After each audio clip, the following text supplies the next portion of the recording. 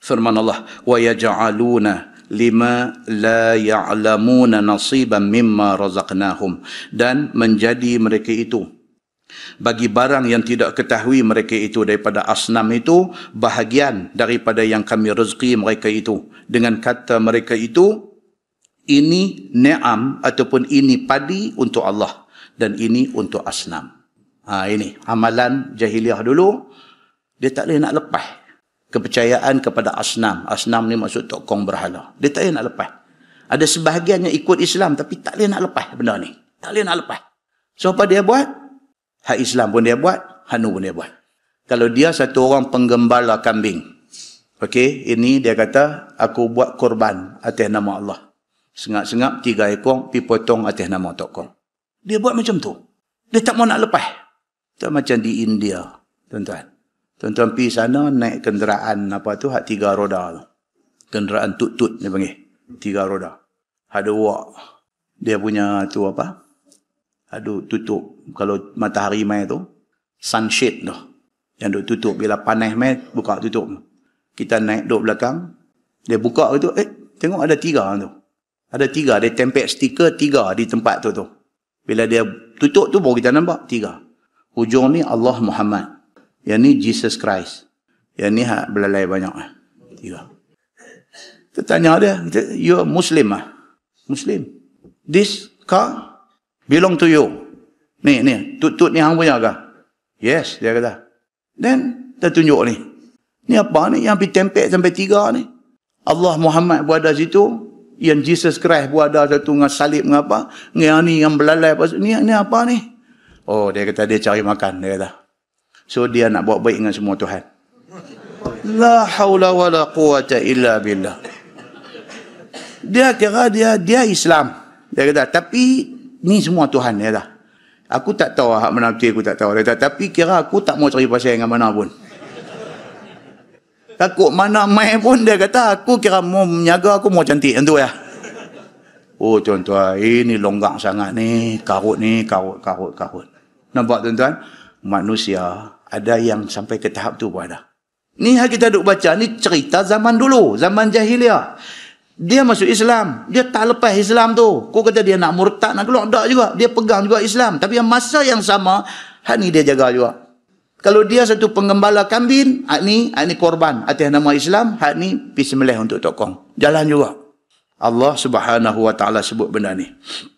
Wa yaj'aluna lima la ya'lamuna nasiban mimma razaqnahum, dan menjadi mereka itu bagi yang tiada ketahui mereka itu daripada aslam itu bahagian daripada yang kami rezeki kepada mereka itu dengan kata ini ni'am maksud binatang ternakan, ataupun ini padi. Kalau dia ni satu petani yang bercucuk tanam, dia kata binatang ni dengan tanam-tanaman ni ini bahagian Allah dan yang ini bahagian asnam. Dia buat dua-dua. Dia syiring Allah Subhanahu wa ta'ala.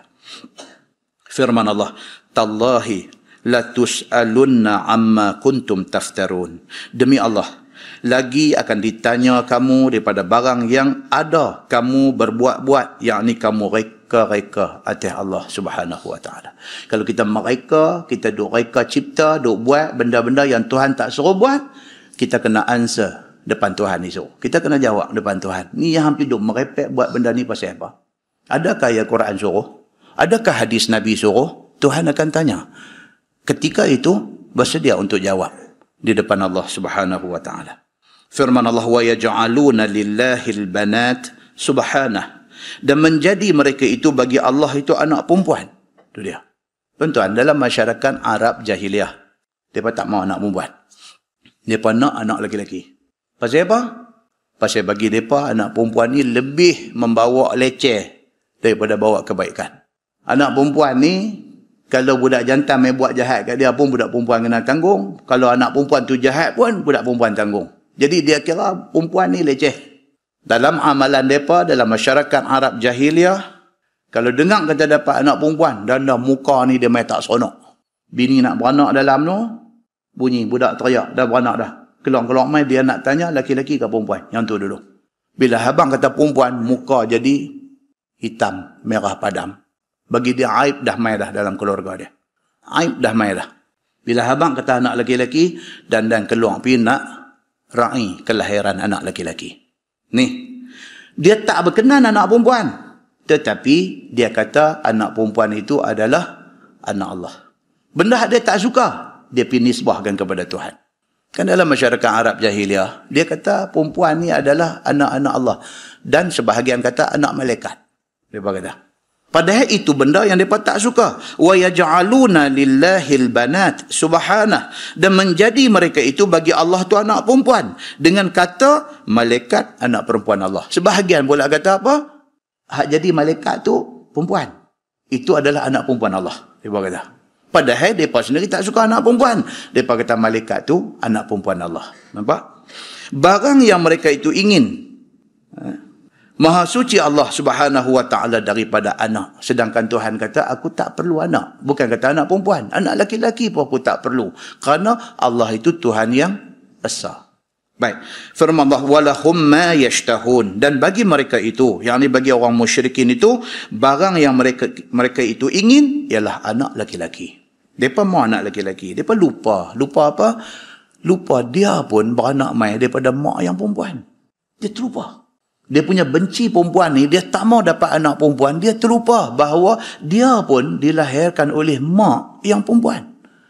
Dia lupa kata hak duk sebelah dia, hak duk lahir anak dia tu, isteri dia tu pun perempuan. Dia terlupa. Dia duk tak mau perempuan. Bila dia tak mau perempuan, macam mana manusia nak berkembang biak? Nampak?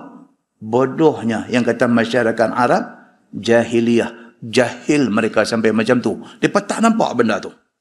Firman Allah, wa idza busyira ahaduhum bil untha dhalla wajhuhu muswadda. Ini Al-Quran cerita. Dan apabila dipersukakan satu orang daripada mereka itu dengan dapat anak perempuan, jadilah mukanya itu hitam legam. Bini beranak, kata orang mai habang kata, cik dapat anak perempuan, muka dandan jadi tak seronok sampai macam tu sekali. Berubah mereka itu menjadi duka cita, wa huwa kazim, dan ia menahan duka cita di dalam perutnya penuh sebab dapat anak perempuan itu. Dia tahan ni macam orang tahan marah tu, macam orang tahan sakit perut tu. Muka tu dia jadi macam mana, asam kedut macam mana tu.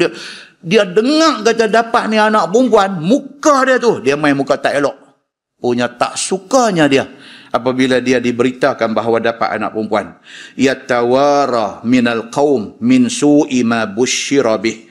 Bersembunyi ia daripada kaumnya, daripada niat jahat dengan barang yang dipersuka dengannya. Bila dia dapat anak perempuan, dia keluar pergi jumpa geng dia. Bila geng dia tanya dia, macam mana anak lelaki perempuan? Oh, soalan tu dia tak mau dengar. Soalan tu dia tak mau dengar. Dan kalau boleh, dia nak lari daripada jumpa orang ramai. Pasti orang nak tanya kat dia soalan tu. Dia lari. Dia tak mau jumpa orang. Pasal apa? Pasal tak mau habang kata dia dapat anak perempuan. Yakni kerana tidak suka hatinya. Takut anak perempuan itu membawa kekejian. Teradut syok pada barang yang hendak diperbuat pada anak perempuan itu. Bila Tok Bidan mai keluar habang kata hang dapat anak perempuan, hati ni mai teradut. Teradut ni maksudnya apa? Duk pi balik. Apa aku nak buat ni? Patutkah aku bunuh budak ni? Ataupun biar dia bagi hidup? Dia duduk taradud. Di sini tuan-tuan hati-hati. Tidak ada satu hadis pun yang menceritakan kata Sayyidina Umar pernah bunuh anak perempuan. Tak ada. Wal'iyazubillah.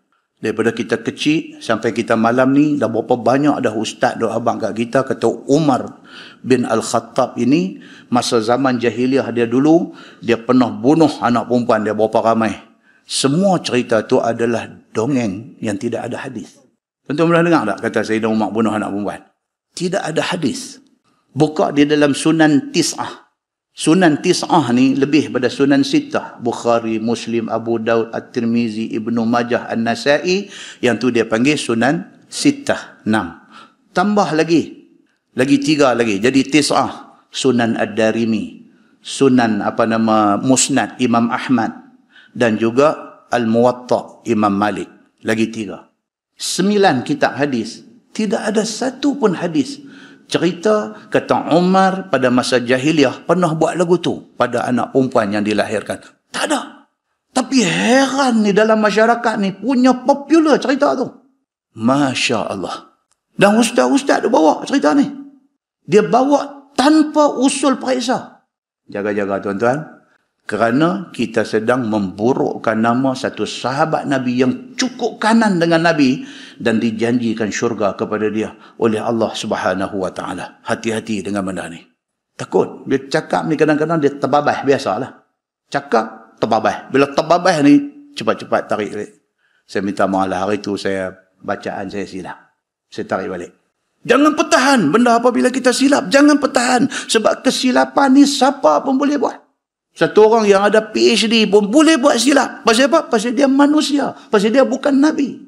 Bila terselih lidah, bercakap benda yang tidak ada asas, yang tidak ada bukti yang kukuh daripada nas. Kita tak boleh sanak kitab. So, kitab dia orang tulis. Quran dengan hadis ni, ini adalah nas. Bila kata saya ada baca dalam buku, buku siapa pun boleh tulis. Buku siapa pun boleh tulis. Kalau buku itu tidak bersandarkan kepada nas, itu bukan hujah.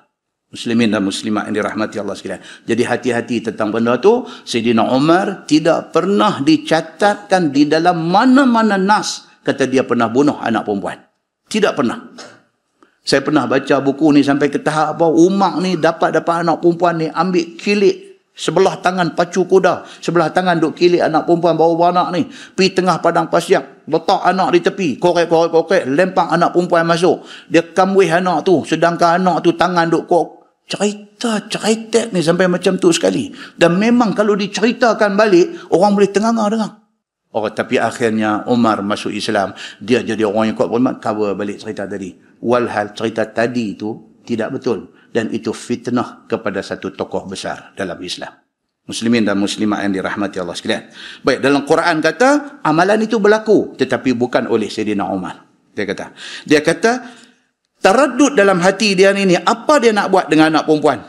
Firman Allah, ayumsikuhu ala hun am yadussuhu fit turab. Taraddud dalam hati dia. Adakah ia pegang, taruh akan dia atas kehinaan? Ni teringatlah hati dia. Adakah budak perempuan ni, anak aku yang baru lahir yang perempuan ni, aku nak pegang, aku nak bela dia, aku nak simpan dia, dan aku sanggup menanggung kehinaan akibat perbuatan dia esok dengan tidak dibunuh akan budak perempuan ini, ataupun tanam akan dia hidup-hidup di dalam tanah ni. Dan dia teringat kata, aku patut bela ke, aku patut pergi kambuh dia hidup-hidup ke? Kalau aku bela, aku kena sedia untuk menanggung akibat malu daripada perbuatan dia esok. Kalau aku kambuh dia, habis cerita ni tang ni. Tapi aku bunuh satu jiwa. Ni apa patut aku buat? Quran cerita. Dalam masyarakat dulu berlaku benda macam ni. Tapi kalau tuan-tuan buka dalam tafsir, dia umai cerita. Benda ni berlaku, dia kata hanya di kalangan dua suku Arab sahaja. Satu, Bani Tamim, dan satu lagi Bani Asad. Amalan kamwih anak perempuan hidup-hidup ni hanya dilakukan oleh Bani Tamim dan juga Bani Asad. Dua ni saja. Sedangkan Umar semua ni, mereka ni Quraisy. Dalam kalangan Quraisy tidak berlaku benda ni. Bukan Umar saja tak buat. Dalam kalangan Quraisy tidak berlaku benda ni. Benda ni hanya berlaku di kalangan Bani Tamim dan juga Bani Asad. Ini saja dia kata. Dan mereka buat macam tu atas alasan mereka takut jadi miskin. Anak perempuan tak boleh membantu dia untuk nak generate income keluarga. Pasal perempuan. Kalau anak lelaki-lelaki boleh tolong dia untuk berkebun dan sebagainya. Boleh menambah pendapatan keluarga. Maka kerana tu anak perempuan ni tak ada guna. Modok kambuh daripada hidup. Berlaku di kalangan Bani Tamim dan juga Bani Asad sahaja. Kemudian dia buat mai dalam syarah. Kalau tuan-tuan pergi buka dalam tafsir yang panjang, dia buat mai cerita. Berlaku kepada ketua Bani Tamim, iaitu Qais bin Asim. Dia sendiri yang kata Qais bin Asim, pemimpin Bani Tamim ni, 8 orang anak perempuan dia kambuh hidup-hidup. Dia pemimpin Bani Tamim. 8 orang dia pergi kambuh hidup-hidup, dan benda tu dicatatkan di dalam kitab sejarah tentang perbuatan dia ni. Baik, firman Allah Subhanahu wa taala, ala sa'a ma yahkumun. Ketahuilah olehmu sejahat-jahat barang yang menghukum mereka itu, yakni musyrikin Arab itu, ialah daripada tanam anak perempuan hidup-hidup. Tuhan kata itulah perbuatan paling jahat pernah dibuat oleh suku Arab ini. Tanam anak perempuan hidup-hidup. Kitalah lagi jahat daripada Bani Tamim, lagi jahat daripada Bani Asad. Ada-ada ni. Anak beranak-beranak keluar, dia buh plastik hitam, dia pergi buang dalam lungguk sampah. Anjing gonggong makan budak tu. Lagi dahsyat kita ni daripada suku Arab jahiliah dulu ni. Firman Allah, lilladzina la yu'minuna bil akhirah mathala su'. Bagi segala orang yang tiada beriman itu sifat yang huduh jahat. Tuhan kata, orang kalau tak beriman dengan Allah memang perangai huduh. Tanam anak perempuan hidup-hidup, sedangkan berhajat kepada wanita bagi nikah dan bagi meramai dunia. Dia double standard. Satu ketika dia benci perempuan. Satu ketika dia nak menikah dengan orang perempuan. Satu ketika dia nak kambuh anak perempuan hidup-hidup. Satu ketika dia sayang mak dia, sedang mak dia perempuan. Ini satu perangai buruk yang ada pada orang yang tak beriman kepada Allah.